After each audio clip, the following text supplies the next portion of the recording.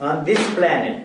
Whatever is here is extraordinary. Yes, unique, unparalleled. How do you know that? I know that, you see, it will express itself. But then you don't go around the world telling people I am unique, there is nobody like me, I am the one and the only one. No, not at all. You are calling me unique. I will never tell myself that I am a unique being. I can tell you, but you will not come to me and thank me. My encounter with you has helped me to come into my own, to become me. No. Nor will I be fooled by what you are saying. That's the end of it. You will not go anywhere and ask anybody. That's the only acid test. What brings you here, it will take you somewhere else. If you go away and find some real guru, I will not be hurt. I will be happy, he's gone. I'm telling you, I mean it. I will not be hurt if you go away and find some other. There are so many people promising you so many things. Why the hell do you come here? Waste your time.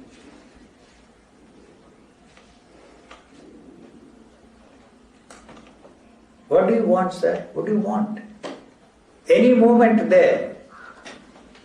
What do you want? You are now beginning to think, what do I want? If that question is transferred to you, something, what do you want also is, what will you answer? No movement here, no answer. Even if I say no answer, that's an answer. You see, this is not listening. The listening mechanism is just recording your question here. The translator has to come. The translator is not there. The translator is the one who translates that and tries to find if there is any answer to the question. You see, it is listening to so many things. I never listen to anybody. Usually if he is there, he tries to understand what you are asking. You see, you don't know, I was telling you, see this morning, you remember?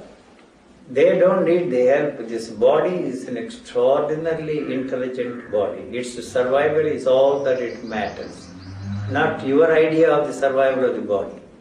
If the noise out there is above certain decibel ladder which it cannot take, it cuts out. It doesn't hear anything I'm telling you. All this nonsense you are talking, the nervous system will be damaged. Don't believe all that shit. It cuts out and then it moves away. It doesn't sit there to tell itself that I can sit here without listening to that. That's not it. Like you see, you look at the bright sun, automatically your eyes shut. Otherwise you will be damaged. The tears are not there. You see, it's an expression of your emotions, kindness, this, that, the other. You see, these emotions are now, you see, bad for that body. It doesn't want any of your emotions. The tears are there only to lubricate your eyes, otherwise you will go blind. You can test that. It is protecting itself. That is why the tears are there. Don't translate them as tears of joy. Nothing. You will never cry in your life. Once the old man asked me, have you ever cried in your life? I said, never in my life. Probably as a baby in arms. I don't remember. Now I want to cry for you. Go ahead. He did cry somewhere, sometime. For me, poor fellow. Orcha, orcha, orcha. When he heard that I was in bad straits, cry to your heart's content. It doesn't touch me. Any of these people who come and talk to me, I don't even have handkerchiefs to give them. Right? It is not going to touch me. The heart is not there to be kind, to be nice, to be affectionate, to be this, that and the other. If you do that, you will have a cardiac arrest. It is just there only to pump blood. No other purpose. Sorry. Which is more dangerous among positive and negative emotions? But there is no such thing as positive and negative. You are dividing them into positive and negative. All emotions are the same. And the body rejects them. It is not. It is more intelligent than you credit that body with, I'm telling you. The intelligence that is there, you can't even imagine. And they don't need all these bastards who tell what is good for their body. I'm telling you. It doesn't want anything you think is good for the body, much less the spiritual rubbish. You're not interested. It is rejecting. That is why there is misery in you. The misery is there because of that. It doesn't want anything, any feelings. Misery means physical misery or psychological misery? No psychological. Physical misery, it can take care of it. Psychological memory don't. Fresh air is a psychological need. I don't want to use that filthy word psychological. There is no psyche, and so there is no question of psychological thing. I have to put it that way. It is an essential thing when you go out and say, oh. Why do you have to say that? Huh? I sleep in a small dog's kennel. I don't even have windows in my room. You are telling me that fresh air is necessary? Don't tell me all that nonsense. If physical exercise is necessary, you will die. That fellow, you know, jogging, that bastard died in the tracks and he made a lot of money by publishing. I was so surprised so many young girls. It is not an experience. How do you know that all these things? You explain. I know that. You know that. I am putting it in your filthy language to communicate to you. But it's not experienced here. No, you can't believe here. It's not an experience. How can you experience? I'm telling you. So either I have to use the common experience, some common language to tell you don't try. Everything I say you are trying to experience within the framework of your experiencing structure. That's all that it is interested in. You want to know more and more and more. You already know a lot. You don't need to know anything more. Or from anybody for that matter. Much less from me.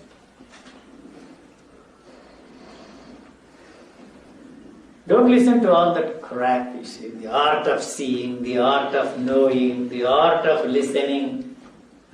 Freedom from the known, and yet you describe that state as love, bliss, beatitude, immensity. It's a sales pitch, sir. As you said, there's a uniqueness. That man might have experienced that uniqueness will never be experienced by you or by anybody. That's what I'm saying. But when you say each is unique, it expresses something. No, you will not talk all that rubbish. If I am talking, I myself unique, sir. You are not unique. You and I are unique yourself. Not what you are saying. What you are not saying. You use any other word. You don't go around telling that I am a very unique being. No.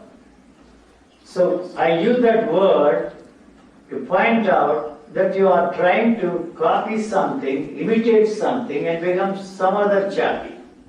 That is our culture. We always wanted to be like Buddha, like this fellow, like that. And that Buddha was the filthiest bastard that the world has ever seen or will ever see. How do I find out? How can I be so certain of that? The certainty I have can never be transferred to you, cannot be transmitted to you. No power in the world can convince me that he was a great teacher, the greatest teacher. No power in the world. This certainty, this is not a logically accepted premise. This certainty that all the teachers, it doesn't mean that I am far superior to them. I am the top one, I am a combination and confusion of so many things. If this is not logical one, what else is it, sir? You cannot, but logic is collapsing there. Why do you use logic? Tell me. First statement, I brushed aside as a student of logic there in my university. Annam Bhattas Tarka Sangra, Yatra, Tatra, Tradhoma, Yatra. What rubbish you are talking? Why do you link up? Why do you tell me that the smoke is the cause of this fire? I am not ready to accept. For 3 months those bastards give lectures on that. I am telling you as a student of philosophy, Indian logic is no match to the Western logic. No match. I studied both Eastern and Western logic as a student. Extraordinarily intelligent people. These are all filthy bastards, Indian logicians. Nothing, I'm telling you. Because they freed themselves from the religious stranglehold. Western logicians, Western philosophy. Here you went on and on and on. You could not break away from the religious thinking. So that is why it's a Western logic in many respects far superior to that of Indian logic. Anybody who has studied both will tell you. Although I didn't care for the Bosang case, logic or some silly nonsense. All of them rubbish. But even they didn't have the guts. Even Kant said that there is no way you can experience the reality of anything. He said it was an intellectual concept he arrived in. That's all. Even the scientists, you swallow the bastards when they say there is no way you can experience the reality of anything. You are projecting your ideations and meditations on what you are looking at. I know I have seen so many of these fellows. They can't fool me. You can touch this. It never says that. The sense of touch never tells you that this is hard. Never. So when do you feel that this is hard? When the thought enters into the thought is memory. Thought, memory, consciousness, all memory. Memory is noise, sound, nothing else is there. Even if you talk to yourself silently, your vocal cords are involved. Don't believe all that nonsense that they are telling, nuances and all that rubbish. There is nothing there. Brain plays a very, very minor role in that living organism. Very minor role. I know I have seen a lot of brain physiologists and psychologists. I know lots of them. They have no chance with me. You can go and teach this nonsense. Never will you tell yourself that this is hard. So when does this space come into? Only when you say that this is hard, then it becomes hard. So that is the reason why they defined thought, you see, that which gives materiality and substance to this. Thought is matter. So it cannot stay there long. The body depends upon the sensory perceptions, nothing else. My grandmother taught me that sky is blue. So why that hell do you have to tell yourself? Every time you look at that sky is blue, I want to know. It is that is necessary for you.